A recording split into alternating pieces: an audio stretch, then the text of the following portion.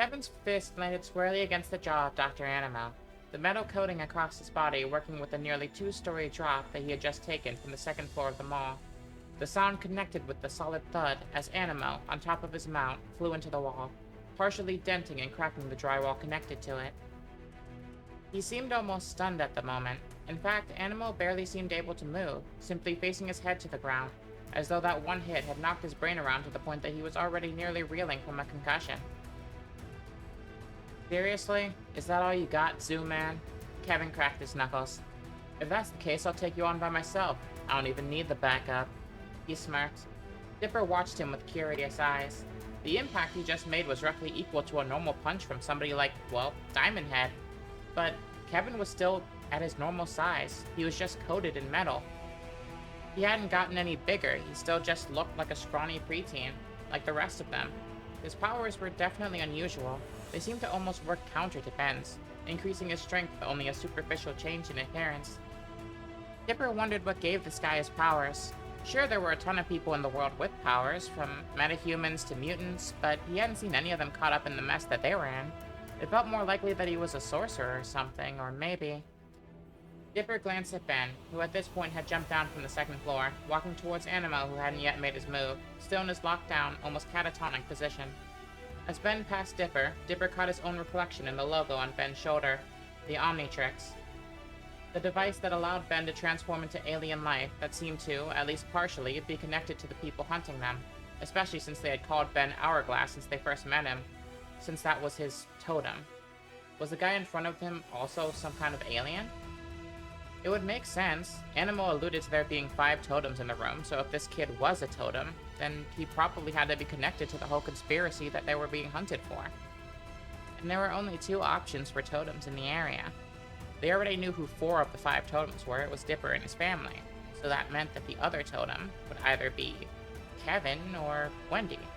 And since Kevin could absorb objects with his bare hands, Dipper would put him as a higher priority on the suspect list.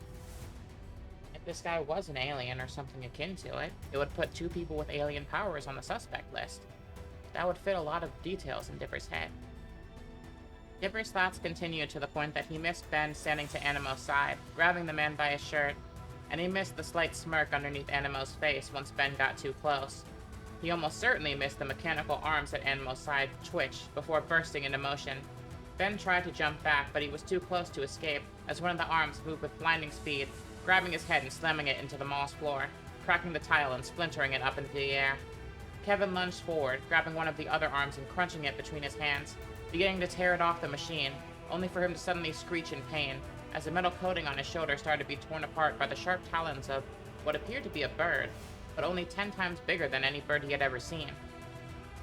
It pulled Kevin away with a yank that drew blood from his body, the blood that splattered onto the ground as Kevin was pulled into the sky. Meanwhile, below, Gwen gripped her hand to her necklace. She had barely had the thing for a few minutes, but it had managed to save her life just a few moments ago, and her brother was currently being slammed into the ground by a mechanical monster. She didn't have the time to see how the thing worked. She would just have to hope that the power boost it gave her before kept going. So, she turned to Dipper, her eyes already glowing at the thought of casting magic, something which definitely didn't used to happen. I'm gonna draw his attention to get him off Ben, she said, her voice giving very little room for argument, forcing Dipper to just nod in response. Gwen ran off, rattling off a spell at the top of her mind, as a purple glow surrounded the arm that was pummeling her brother. Hey, Zookeeper! You forget there are other people here? The glow brightened as the object began to turn around, Gwen maneuvering it to face Animo's own vehicle. I thought you wanted all the totems. Well, here I am. She shouted as she thrust her hands towards Dr. Animo, the hand moving along her tracks, ready to tear through the vehicle and maybe Animo himself, only for the mechanical arm to be stopped in its place by a head. The head of a giant insect who had seemingly popped out of nowhere. It made a loud clunking sound, almost as if the metal of the arm was hitting against something just as hard. Oh, I assure you I didn't forget, he said, a smile crossing his face as Gwen perked her head up. The animals that had swarmed her friends before were now circling her brother. I was simply going to go one by one, but if you choose to shorten my time frame, I assure you it's appreciated. They began circling around Ben, and now Gwen, as though they were sharks in the water smelling blood. Gwen raised her hands, creating a barrier around the two of them. A barrier that the animals couldn't pass. Ben lurched to his feet, swimming from the hit he had just taken. Huh, guess we're tag teaming today, huh? The deep voice of Forearms met her ears. I don't think we really had the chance since you started practicing magic. It would be fun to see if you're better than me at this, too. He joked. You definitely don't need to worry about that. Gwen swallowed hard, the lump in her throat nearly making her choke right then and there. If she had, it would save the Animo guy the trouble of actually killing her. Ben looked over at his sister, watching her as her fist shook slightly. He could understand why. They may have gone through a lot of terrifying stuff, but this was the first time since the gnomes that they were actually facing an army. Usually it was just one or two bad guys, and they were already doing serious damage, if the grunting from Kevin in the sky was anything to say about it. In comparison, the gnomes were basically a bunch of squishy little things that weren't a threat until they bunched up. Hey, he said, his voice already sounding a lot more confident than it was before. At least as confident as he could make it given the circumstances. How about we make it a game? Whoever beats the least of these Monster Mash rejects has to ask for seconds from Max's cooking tonight. Gwen felt herself snicker before she realized she had done it. Dang, those are some really high stakes. Oh yeah, you're really gonna want to bring your A-game today. Ben responded. Gwen looked at her brother the troublemaker, at the boy who she had to drag out of the fire numerous times to the point that she essentially stopped counting, especially since she had become the only one responsible in their household since their mother was killed. He always went looking for the dumbest things to do. He always had this kind of energy about him, especially after their mother's death, that was just looking for something to do. Something to jump off of, somewhere to get lost, someone to punch. And ever since this summer had started, he had gotten his opportunity. Looking up at him now, she couldn't help but think that he looked like a hero. Not just because he shouted hero time at every opportunity, but because he actually started acting like it. Ever since they had started to become hunted at the start of the summer, it was one never-ending disaster after another, with nobody getting the chance to catch their breath. But this energy that Ben possessed was now finally getting put to good use. That stupid watch. Maybe some good came out of it after all, she thought to herself. Alright, you're on, doofus. Dipper watched as the two of his cousins tried to hold back the inevitable tide of monsters. They seemed to crash against Gwen's force fields, as though there were great waves breaking against the rocks of the shore. In the brief moments where the monsters were stunned by being blocked, Gwen would lower her shield, just in time for Ben to unleash his full strength in a punch that would carve away a section of Animo's monsters that was directly in front of him. When he did, Gwen would fire a beam that was slightly wider to catch whatever stragglers were still hanging around before closing off her shields. The two of them were working in perfect tandem, which made sense, they were twins after all. Dipper had the same kind of moments with Mabel, where they would practically read each other's minds. But even with the two of them performing this well in the moment, it wasn't going to last long. Ben had already showed up transformed in this fight. He didn't even have the full 10 minutes on the counter. He would probably end up being human again pretty soon thanks to that watch. And without Ben's power to rely on, everything would pretty soon fall to Gwen, which would mean the whole strategy would probably collapse. Dude. Wendy's voice rang in Dipper's ears as he suddenly realized she was shaking him by the shoulders. Her voice sounded panicked, which he would expect, but it was still a lot more calm than he would expect from somebody who was dealing with this kind of thing for the first time. He definitely didn't remember handling things well the first time he experienced the supernatural, when Ben caught on fire for the first time. In fact, he nearly froze in fear the first time Ben activated the Omnitrix. What the heck are we supposed to do? We can't just leave this to them, can we? Wendy asked. Of course not, Dipper confirmed, receiving a nod of support from Mabel, who had already looked like she was looking for a place to jump in on the mayhem. But we can't just throw ourselves in head first. We aren't like them. We don't have powers. We need a plan. The second those words came out of his mouth, the two girls in front of him stopped talking and looked directly at him. They were looking to him for the plan. That was usually his job, but it felt a lot harder right now. They weren't looking for trouble, it just found them, again. And they hadn't gotten the chance to regroup or come up with any kind of strategy before things went haywire. And those little huddles were usually when they had gotten their best plans, their best victories. He needed a win condition, a way to win this fight clearly and to know what to shoot for. That was when he took a look at Animo. If we want to win the game, we have to topple the king, Dipper finally said. Animo's the one controlling all of these creatures, right? So if we take him out, they won't have any orders. They'll be a lot less effective. Wait, just take him out? That's seriously the whole plan? Wendy said nervously. Isn't that what... She paused, taking a look at the tall, four-armed creature before her. Ben was trying to do? It doesn't look that easy. Because it's not, Dipper scratched his head. One of us would have to get close to him, like right next to him, and there's about half of the animal kingdom between us and there. Wait, I got it, Mabel shouted. We could thin them out. Dipper tilted his head at her. They're all super focused on Ben and Gwen right now, so if we hit them, then maybe they'll go for us and leave the Tennyson half of our family alone. Oh, idea! Mabel shouted, almost immediately running off to the upper floors. Wait, why do I even try? Dipper groaned. Should we do something? Like, go get her? Wendy replied. Dipper shook his head. When Mabel gets an idea in her head and acts like that, you're better off trying to tame a wild lion. Dipper scratched his head. Mabel had good ideas the last few times this kind of thing happened to them, so he could probably trust her with this. Probably. He would just have to be ready for whatever she was going to try and do somehow. Dipper's mind went blank again as Wendy grabbed his hand, once again dropping him back into the moment, but now with a tint of red on his cheeks that he hadn't had before. Get it together, Pines. This is not the time, he tried to order himself. Wendy led Dipper to a nearby store, built into the wall of the mall, one that her friends hadn't broken into yet. Steel bars still hung across the door. Come on, she shouted to him as she grabbed one of the tops of the bars. Dipper looked up to what the store had been when it was open. A fishing shop. He doubted that a fishing rod was going to help them deal with the absolute horde of monstrosities out there. Unless Animo was planning on attacking them with a mutated salmon, he would have voiced that, but Wendy glared at him, her eyes practically giving him an order, like she was a military commander or something. Sure got over her nerves fast, Dipper whispered to himself. He wasn't exactly right, though. Underneath the determined glare and the laser precision with which she took her actions, her heart was still thumping more than it ever had, even during the most stressful of situations.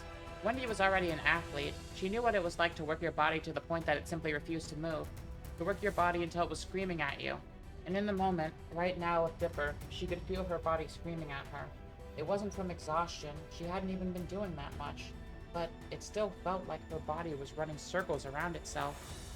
Like her nerves had just tensed and untensed so frequently that every muscle in her body was aching as she finally got Dipper to help her pry the final bars off the door as she elbowed through the glass. She could feel her heart trying to escape through her ribcage as she unlocked the door. She could feel her blood pumping through every inch of her veins as she fought to push words out of her lungs and into the air. Give me a second, she managed to blurt out. As the two of them finally managed to burst into the door, Wendy soon disappearing from Dipper's eyeline, leaving him alone in the fishing shop. The boy blinked for a moment, his mind catching up to his body as he looked out the window. Ben was still forearms, he hadn't run out of time yet. Dipper watched as the behemoth smashed 4 creatures together, bowling them into the army around them, scattering even more of those creatures into the sky, which were partially knocking into the mutant birds circling overhead, one of whom happened to be carrying Ben's friend. The bird carrying Ben's friend started panicking, flying in a somehow even more disorienting pattern. To Dipper's surprise, though, the guy managed to keep his composure. If anything, he looked more angry than scared, and he even managed to grab the monster and twist it from midair. He used himself to twist the monster around, using his body as a kind of battering ram, twisting and kicking at every single creature that even got slightly close. It was like he was some kind of unstoppable twister of death. This guy was quick on his feet.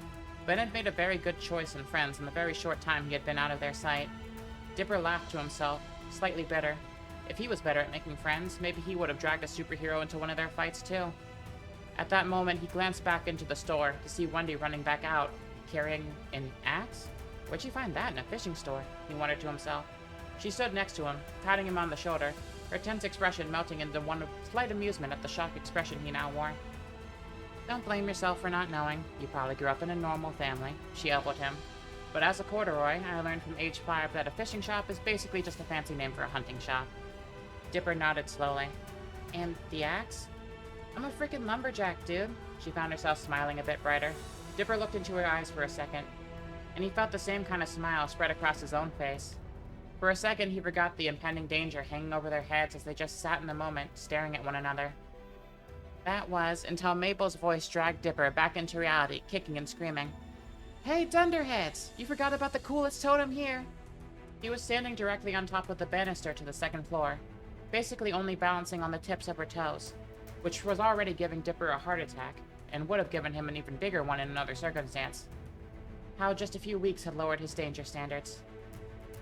If that wasn't enough, Mabel pulled out a slingshot, making sure to strike a dramatic pose as she did, like she was an Olympic athlete about to show off on the world stage. You guys are the ones who keep calling me Shooting Star, right? Might as well give you a good reason why. She launched a spear projectile from her elastic band from the slingshot that swung through the air with a perfect arc. It almost seemed to be floating before it hit the seagull that was carrying Kevin. It hit it with perfect aim, square in the eye, as it exploded in a cloud of glitter. It panicked, careening downward, as Kevin used that brief moment of distraction from the creature to pry its hands open. He threw it downward beneath him, landing on top of it, almost making it a kind of makeshift crash pad. It collided with the hordes of creatures below, absorbing all of the impact as it took out nearly a fourth of the ones surrounding Ben and Gwen. Ben looked at his sister, who at this point was sweating from the rate of carrying the brunt of the enemy's attacks from every single corner of the room. He winked at her with 2 of his 4 eyes as he spoke. Alright, I think it's about time I pulled ahead on this bet.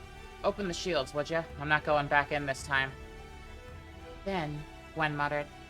Relax, the tide's turning. We got this. It's hero time. He smirked, his sister pausing before snorting into a chuckle that bounced around their shield dome, a sound reserved for just the twins. You are such a dork, she rolled her eyes.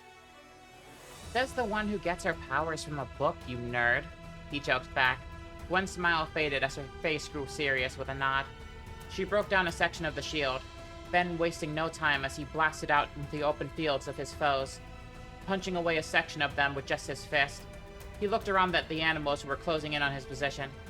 Just gotta keep the momentum going. Don't let them pin you down, Tennyson, he said under his breath as he charged toward a wall of them like a linebacker. Mabel looked on from above. Mabel looked down from above. About half of the things were now chasing Ben. The other half was divided between trying to break through the barrier that Gwen was still attacking from and swarming the newly freed Kevin, who seemed to almost be enjoying himself. But a few stragglers, specifically the flying ones, were starting to make a beeline straight for her. She could see her brother through the shop window, practically screaming at her to run, and instead she stuck her tongue out at him as she backed off of the banister, for a mere moment before rushing back onto it again, in fact, leaping on it and using it to catapult herself off of the edge. Dipper lost track of her, as she immediately disappeared into the cloud of flying mutants that charged her. Mabel! Dipper shouted. He grabbed the nearest thing on the wall to use as a weapon, as he prepared to charge in. It wasn't much, it was just a fishing rod, and one twice his size at that. But it would have to make do some... Hee-haw! He heard Mabel's voice break through the buzzing of the wings of the demon insects that buzzed around them all, as she rose from the cloud of monsters on top of what appeared to be some kind of insect, a giant mutant mosquito that was flying itself to death in circles around the floor of the mall, which had now been turned into a battlefield in a vain attempt to catch her.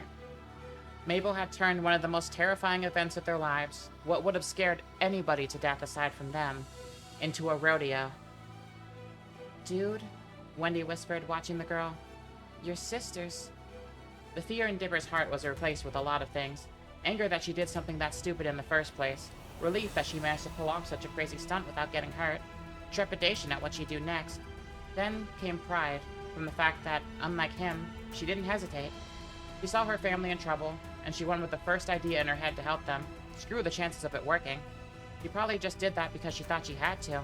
Because she thought she needed to. Awesome, Dipper responded. My sister is awesome. Meanwhile, Mabel tried, seemingly in vain, to get the mosquito to calm down. She patted it on the right side of its half-fuzzy face, like you would pat a dog that was unfamiliar to you, to let it know that you weren't a threat. Instead, it almost immediately hard turned at 90 degrees in that direction, making her have to grip onto the thing even harder to not get ejected. She bore her teeth in the widest smile her face would allow, to the point that her braces were exposed enough to cast the fluorescent light above her, making her location almost shine like a star in the night as she continued zooming at top speeds. So that's how I steer you, huh? He said, patting the left side of its face, as it did the exact same turn, but in the opposite direction, dodging a swipe from another insect with a horned head. This is way more fun than riding a golf cart, she mused, the wind blasting by her hair, almost knocking her headband off her head. Now what the heck am I gonna call you? She forced the creature to dive down, barely avoiding the tongue of a toad on the ground, pulling it upward just so it didn't hit the ground. The whirling around reminded the girl of the days when she used to go on roller coasters with her family, back when her parents were still around. Of memories of her father and mother at her side, pushing her and Dipper to try new rides, even when they were scared out of their minds. Usually she tried to avoid thinking about it. It just felt like another reminder of something that would never happen again. But the joy from these moments, the joy from when she and her brother would finally conquer their fear, and looked down at their parents from what felt like another world as the roller coaster reached its peak. Those feelings flooded back to her in the moment. How about Coaster? Do you like that name? She asked, bringing the beast into a barrel roll towards the ground, as she brought several more orbs out of her pockets, raining them down on the unsuspecting horde who was gathering around her from below. A cloud of glitter began exploding from the floor, coating the eyes of dozens of monsters as they began colliding against each other. Kevin watched the confusion, smiling up at the girl in the sky. Hey Tennyson, they're stunned. I think I got an idea. Ben punched down on a creature who had just bit down on his wrist hard enough that a tooth flew out of the thing. He was thankful that in this form he had such tough skin. If he was human, he was pretty sure the thing would have torn his arm off. Heck, if he was any other alien in his Omnitrix, he wasn't 100% sure that it wouldn't have torn one of his arms off. Anything's better than standing here, Ben shouted back. Kevin kneeled to the ground. The metal coating around his body disappeared and was soon replaced with the white sheen of the stones below. Wait, isn't marble more fragile than... Ben began, but he stopped when he realized that the sky was still going. His hands were becoming coated in more and more of the marble substance until he was rocking 2 maces at the ends of his fists. Hope those giant-ass arms of yours aren't for show, Kevin said, running towards Ben, who immediately caught his meaning. He spotted the biggest collection of monsters that Mabel had rendered immobile with her glitter tricks, as Kevin jumped into the air. His trajectory moved towards Ben, who bounced Kevin up into the sky, jumping after him until the crowds beneath them were just dots on the ground. Hey guys, you're a ball, Ben said, slamming Kevin into the ground, fists forward. The mall shook with the impact, nearly down to its foundation. Hell of a spike, Tennyson. Kevin picked himself out of the rubble, in time to see Ben falling back down. Just in time for a familiar chirping sound to begin hitting the ears of everyone in the area, accompanied by the ticking of a red dial. The stomach of every member in the Pines-Tennyson family dropped like stones. Oh, crap, Ben muttered. Oh, crap, Gwen whispered after him. Oh, crap, Mabel shouted at the near top of her lungs. The most troubling one, though, was Dipper, who said in a tone that resonated deep in Wendy's gut, a tone that practically screamed at the top of its lungs, "This is bad, we're screwed." Oh, crap. The sound came out of Dipper's voice, the bitterness clear in every part of his body. What's wrong, dude? What does that beeping mean? Wendy said, looking down at him. It's the weird dead alarm, Dipper said, scratching the back of his head so furiously that he nearly knocked his hat to the ground. They might have been turning this around now, but there was no chance they were going to last another 10 minutes with Ben normal until he could get another go. They needed to get to Animo, now, but he doubted even Mabel could do it on her personal flying helicopter. She could dodge and weave amongst the creatures around her with, frankly, insane skill, but every time she got close to the madman himself, he nearly plucked her out of the sky. Those mechanical arms of his were still a problem, and the way he could conduct the flying creatures around Mabel with such precision was even more so one. And worse, the happy expression on Mabel's face as she zoomed through the sky was a clear sign that she hadn't noticed it yet, but each swipe was getting closer and closer to hitting its mark. And while they had probably decimated at least half of the swamp creatures out there, they were still collected enough to stop any of them from making a mad dash at the guy, especially not Dipper himself, not that he could do anything in a physical throwdown anyway. But the girl with the axe probably could. An idea was starting to form in his head, a very bad one by his own admission. Go for Tinhead, Dipper said, his voice slightly wavering as he looked at Wendy. Wendy looked at him back, seeing him clutch the rod in his hands as they trembled. Every member of his family was brave. Even Mabel, who didn't have any special powers, was riding a giant mosquito right now. But Dipper liked to go into his things with plans. He liked to be careful. At least as careful as he could be, given the circumstances he was thrown into.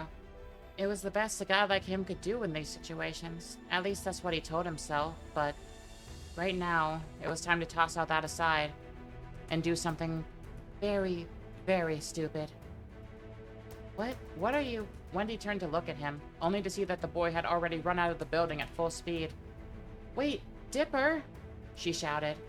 You got this, he turned back to her. He could feel tears building in the corners of his eyes just for thinking how foolish this was. He raised a thumb up in the sky as he thrusted the fishing rod forward, using it almost like a spear, as he made contact with one of the frogs, jabbing into his skin as it turned to face him. Dipper had barely gotten any of the monster's attention, and already his gut was dropping to the floor, as most of the courage left his body. At this point, he was mostly just following through with the plan he made in his head on autopilot, doing it because he couldn't think of anything better to do.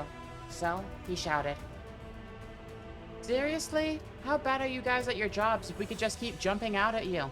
It really shouldn't be a surprise anymore. Some of the monsters spun to face him at the sound, but that wasn't enough. So he swallowed his fear as he raised his voice louder, this time directed toward Animo. Hey man, aren't you supposed to be a doctor? Because with the way that you're barely holding off a bunch of preteens, I can't think of a single school that would sink their reputation that bad. Animo immediately looked away from the battle scene he was orchestrating, leaving some of his animals to fight with just instinct. Almost immediately, Dipper could tell that they were a bit sloppier, disorganized, bumping into each other with enough force that they started spilling out over the clutched battlefield together. What did you say to me, boy? Animo's eyes almost seemed to shine through his red goggles, as though Dipper were making eye contact with a demon or something. He could see the eyes of every member of his family lock onto his, all of them asking the same question that only Mabel seemed to be willing to say out loud. What the heck are you doing, bro? Her voice rang. She seemed to have the worried look on her face that Dipper had for her mere moments before. He smirked. It looked like he was going to get to pay her back for that. What? I'm just saying. I doubt Dr. Animo has the qualifications to work at Wendy's, let alone do the evil scientist thing. He motioned for Gwen to drop a portion of her shields, as Ben's watch finally timed out, flashing him back to his human form in an instant. Ben flinched, expecting to have hordes of creatures on top of him, but only a couple made jumps at him, who were easily restrained by Kevin, giving Ben just enough time to jump back into his sister's shields, which he had opened at Dipper's request.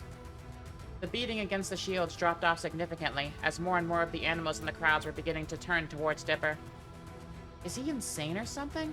Ben muttered. Maybe he's just trying to buy time for you to transform again. Gwen guessed, her eyes focusing on her cousin from the other side of her bubble. She started doing calculations in her head of just how far she could stretch her shield. She doubted it was far enough to reach Dipper, but she was still going to try.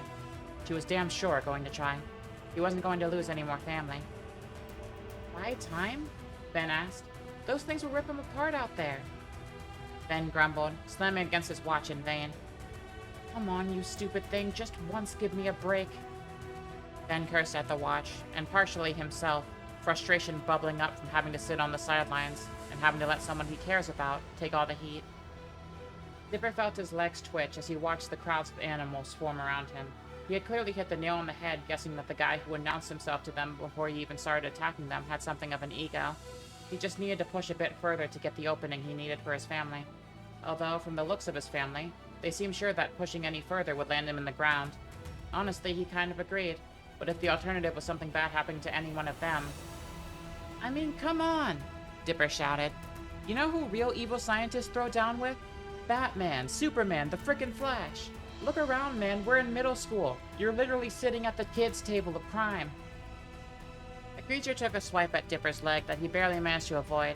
More than half of the beady little eyes of the animals around locked their gaze onto his. Alright, part 1 accomplished, Dipper said to himself internally as he began to back up. Clearly, you have a death wish, child. I hadn't planned on killing any one of you. You're all equally valuable in your own way, but I'm sure 4 living totems will be just as useful a bargaining tool. He raised his hands in the air. Pick him apart, my horde. Show him the error he's made in challenging brilliance. And that's my cue. Dipper ducked down, barely missing an attack from one of the mutated hornets that slammed its stinger against where he had just been. Man, this guy really does want to kill me. I might have overdone it a bit. He could see Gwen out of the corner of his eye, straining under the effort of something as she made eye contact with him. She must have been trying to extend her shield, he realized. He was almost tempted to let it happen, but all that would do was draw attention to the now razor-thin defense that she erected. And if that happened, they'd all be screwed. I appreciate that, cuz, he said to the girl under his breath as he shot himself toward the stair to the mall's upper levels. But no thanks, he shouted. He ran up the escalator, mere feet away from the 4-legged animals who were practically storming over each other just to get the faintest chance of gnawing at his heels. Gwen watched from below, shouting in her bubble, knowing that Dipper couldn't hear her. You freaking idiot! I can't reach you from up there! Come back here right now! Gwen shouted. You want him to run back into the horde of hellbeasts? Ben asked, Gwen growling at him in response. Something that Ben barely paid attention to, since he was too busy trying to rack his brain for anything he could do from down here to prevent those things from tearing apart his cousin. He half felt tempted to slam his fist against the barrier in frustration. Wait, the barrier? Hey, Gwen, You're holding this thing up just by thinking about it, right? Ben asked, Gwen nodding in response. Well, you know those little energy blasts you can fire? The ones that only go like a few feet before dissipating? Do you think maybe you could make a construct like this shield and just launch it like you do with those little blasts? He asked. I honestly don't know, Gwen admitted to herself. I don't think I can reach that far. Yeah, normally, he replied. But the thing you make doesn't even have to be that big. Maybe just the size of a baseball or something. And if you shoot it fast enough, I wouldn't have to hold its shape for that long, Gwen realized. It would take way less focus.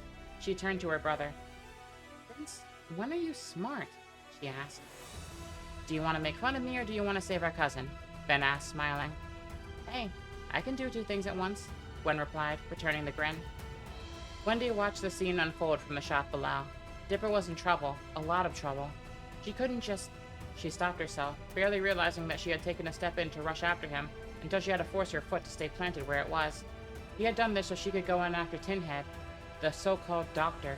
He wanted her to end this. He trusted her to end this. Which was insane. The whole thing was insane. She wasn't even in high school yet. She couldn't even drive, let alone fight. Especially not fight whatever this guy was. She looked at the others, at Ben and Gwen huddled together, like a football team before some kind of big game, a look of determination crossing over both of their faces. At Mabel, who soared above the crowd of monsters, now flying directly over her brother, swiping any creature who even got slightly close to him, blanketing the sky in literal clouds of glitter that hung overhead, looking almost like magic. All of them. They were normal kids too, before all of this happened, and they had adapted. Not only that, but they were her friends, and Wendy refused to leave them hanging. If Dipper trusted her to finish this, she could trust his family to make sure that he didn't die while she did. She forced out a calming breath, pushing herself out of the safety of her little hiding spot. As she ran, it didn't take long before she came face to face with the first of the creatures she ran by what used to be the front entrance of the mall. It was a guinea pig, or at least she wagered it used to be. Its teeth were about as large as she was. Just one tooth dwarfed her size. Staring this thing in its way too many eyes immediately made her swear to never get a guinea pig as a pet as long as she lived. She wagered in the moment that if the thing landed on her, it would crush her like an insect, let alone if it tried to chomp on her with its mountain tooth, which it was trying to do right now. It opened its mouth twice their size and lurched forward. So, thinking quickly, Wendy stuck her axe into the thing's mouth. It chomped down, its jaw getting stuck partway on top of the axe as it sliced through the roof of its mouth, giving her the chance to flip on top of the creature as it screamed in pain. She pulled the axe head out on her ascent. It was almost like climbing a tree, if the tree was fuzzy, and it moved, and if the trees were practically radiating hostility at her for daring to touch them. She glanced up. There was a light fixture hanging just far enough for her to reach. She bent her knees and sprung into the sky. She went for it, jumping through the sky, swinging her axe head through the air. As her axe head caught the top of the light, she used her feet to propel herself forward even more. And she caught a glimpse of Dipper as she was soaring through the sky. The hordes of monsters, their slobbering jaws beginning to catch up with Dipper just enough to tear through his clothes, were suddenly blown away in a cloud of dust and purple haze. Shards of purple light sparkled through the sky, now separating the creatures from the boy just enough for his sister to sweep her insect directly down, piercing his vest and forcing the mosquito's head upwards, flipping her brother into the air and on top of the mosquito as she caught him, nearly choking the boy as she jerked him upwards. Hordes of monsters beneath them turned on a dime and followed after them, climbing over each other into the sky like some kind of mountain of furry flesh. The flying creatures that followed them formed an almost black cloud of death that circled the pair like a vortex. Wendy looked down at her landing site, at Animo below her, standing on his metal moving platform, gesturing his hands as though he were commanding a grand orchestra. He raised his hands up, the wind-up showing that he had planned for this to be his last grand movement. Whatever was about to happen when he brought them down was probably going to be bad. But thankfully, Wendy had already decided that he wouldn't have the chance, throwing her axe down right next to him, startling him backwards, as she landed directly in front of him, throwing a punch that made him step back into the walls of his platform.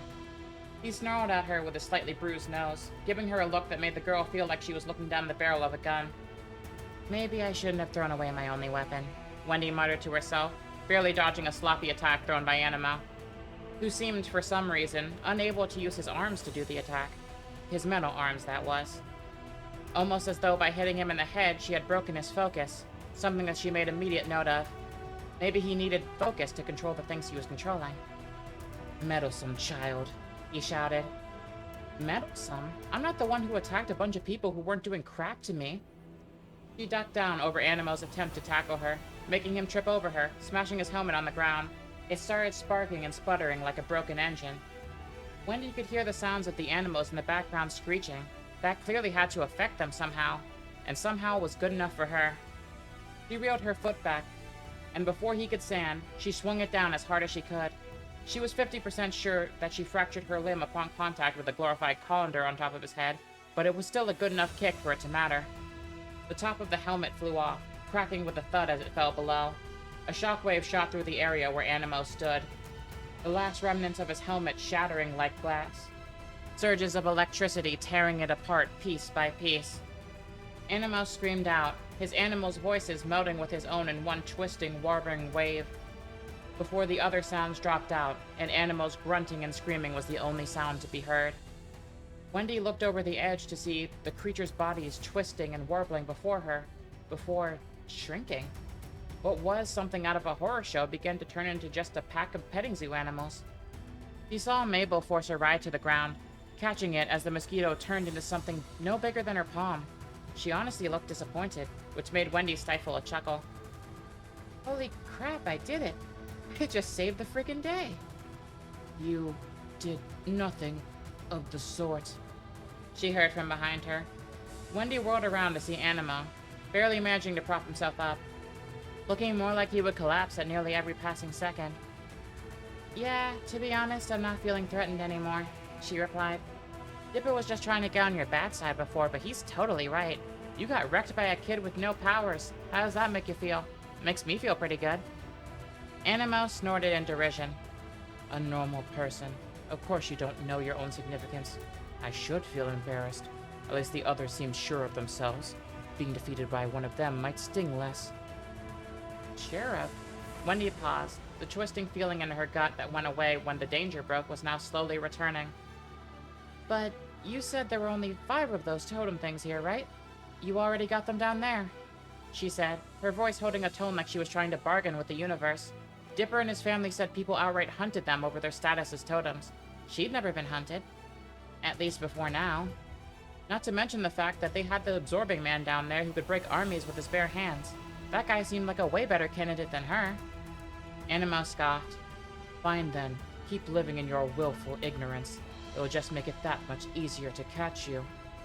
He pulled a small device out of his pocket, raising it up to her as it appeared to beep, the screen on its face flashing slightly as he looked down at it. Ice. Wait, ice? Wendy asked in confusion, before she shook off her fear in the moment, forcing a confident expression on her face. She wasn't gonna let this creep see how freaked out she was, especially since... Dude, you lost, she continued. You're not catching anything but a smackdown in the near.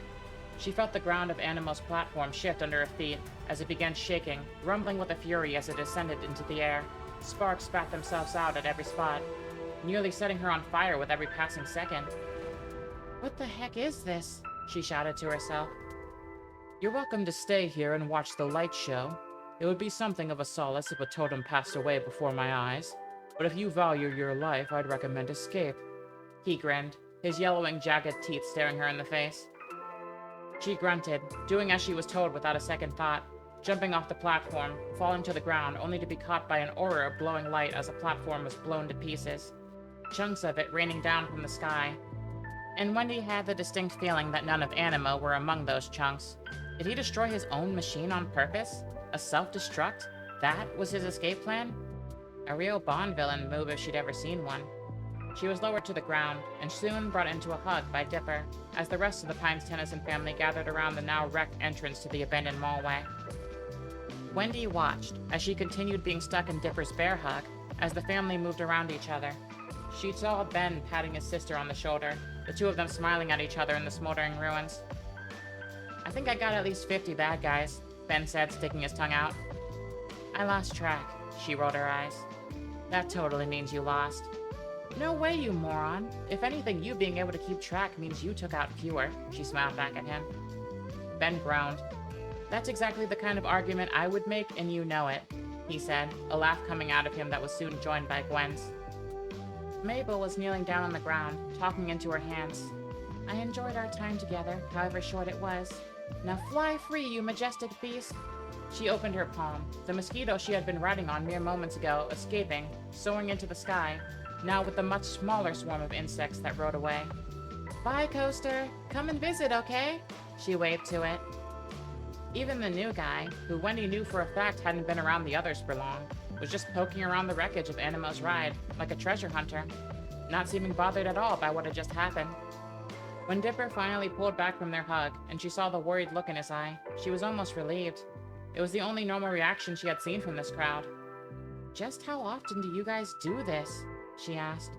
Dipper very quickly realized the position he was in and let go of Wendy, his face forming a furious red tint.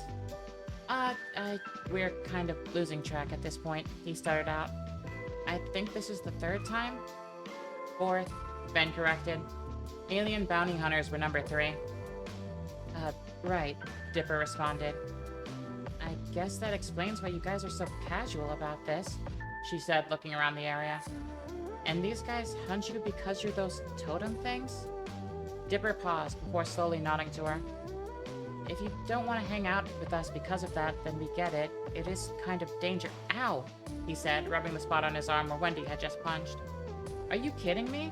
I mean, that might have been the scariest thing I've ever done, but it was also awesome. Did you see me up there? I swung on top of that guy like Tarzan. She grinned widely, before her smile slightly faltered. Plus, if I'm being honest, you guys are probably the safest place for me to be right now. I don't know what I'd do if someone hunted me by myself. By yourself? Dipper asked. I don't get it. Gwen looked similarly confused. The only ones who didn't were Ben and Mabel, who both collectively looked like they had just seen the sun vanish from the sky with how surprised their eyes looked. No frickin' way, the two of them said together, staring at the girl. Well, that's what the guy said. Wendy scratched the back of her head. And he seemed to recognize the rest of you, so... Wait, you're the totem?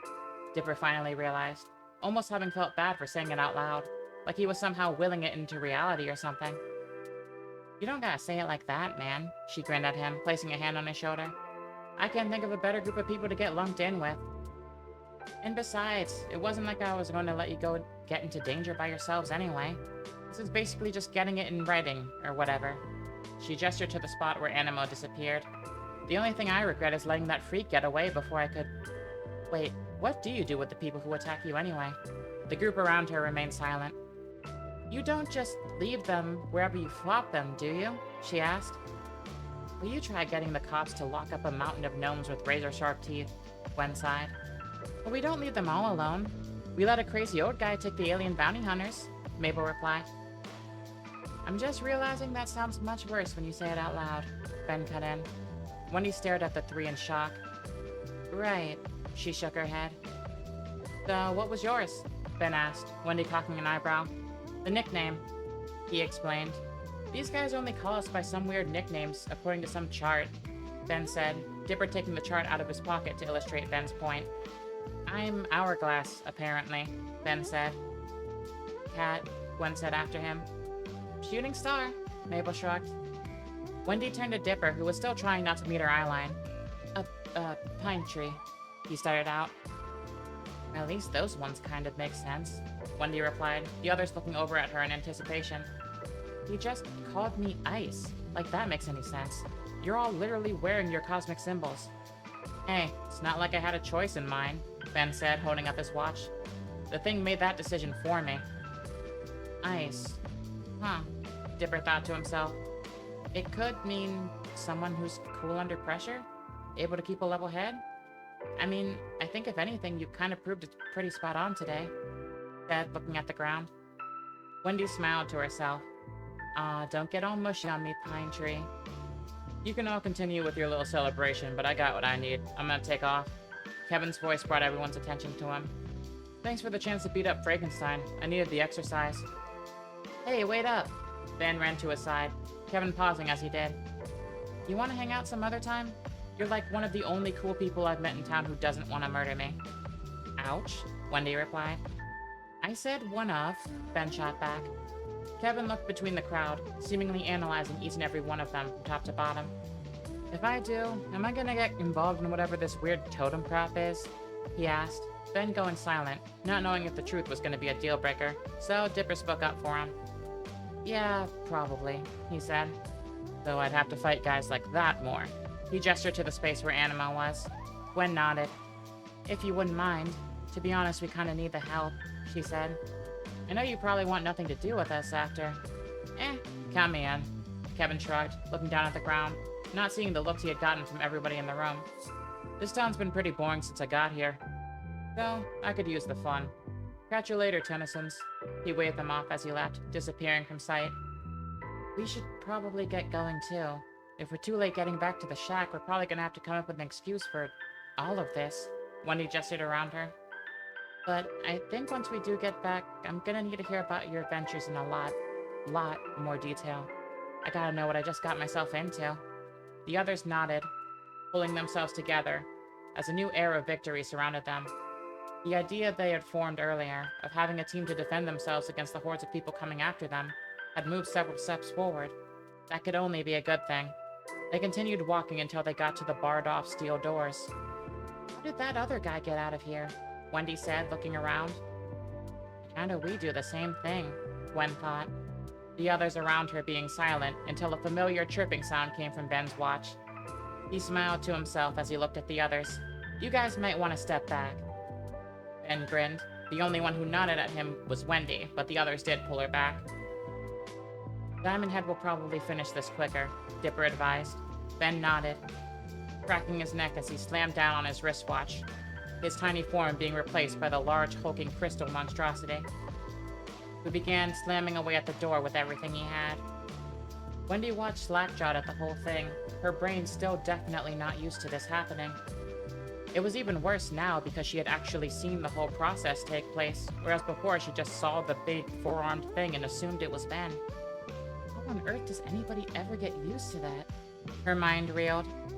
She watched closely for the 10 minutes it took for Ben to just about finish up, his watch flashing him back to his human form, something that was no more normal to her.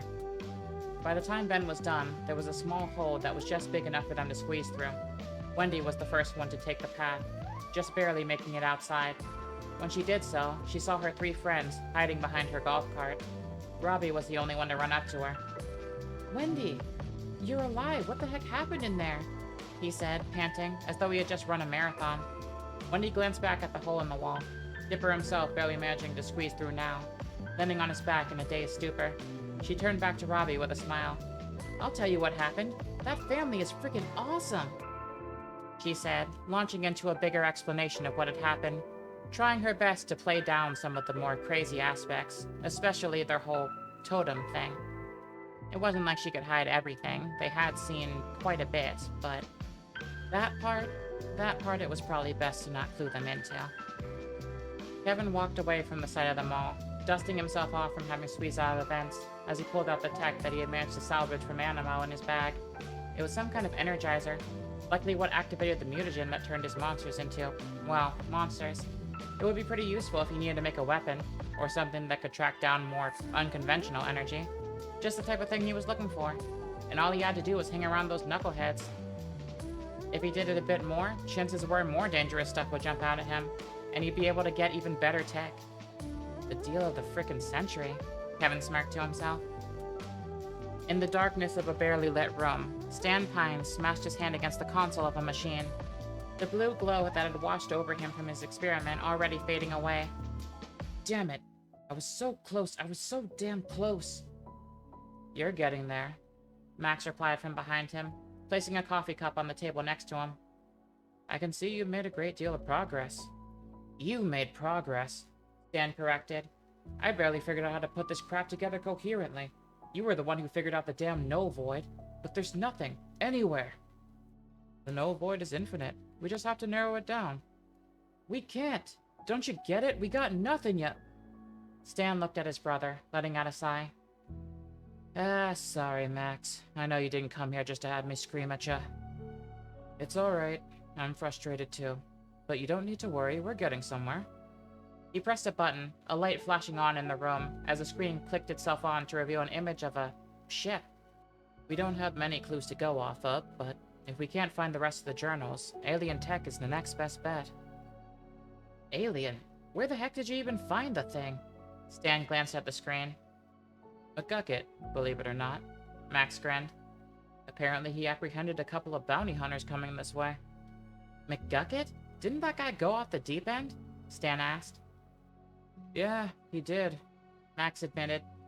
but apparently he's still sane enough to be an effective protector. Go figure. I'll give the guy props then. But what bounty were those guys hunting? Stan asked, a twinge of nervousness moving through his throat. I'm not quite sure, but I doubt they'll be the only ones to stop by Earth. He glanced at Stan. They were fairly high-caliber hunters, and if someone was willing to send them, they're going to be willing to send more. We'll have to be watchful in the times to come. But if this many people are coming from off-world to this stretch of Oregon, they could at the very least know about what we're trying to do. Maybe they might even have some answers for us. Stan nodded. Alright then. After the kids conk out, let's tear that thing apart. He grinned. Hey, Max? Thanks for having my back on this. Yeah? Max sighed. Honestly, it's the least I can do. For both of you. Hey everybody, thanks again for checking out Earth OCU Omni Falls. You might be able to tell that this video is a good bit longer than it usually is, which was honestly pretty unexpected for me, but words just kinda came flowing out of my mind this time around.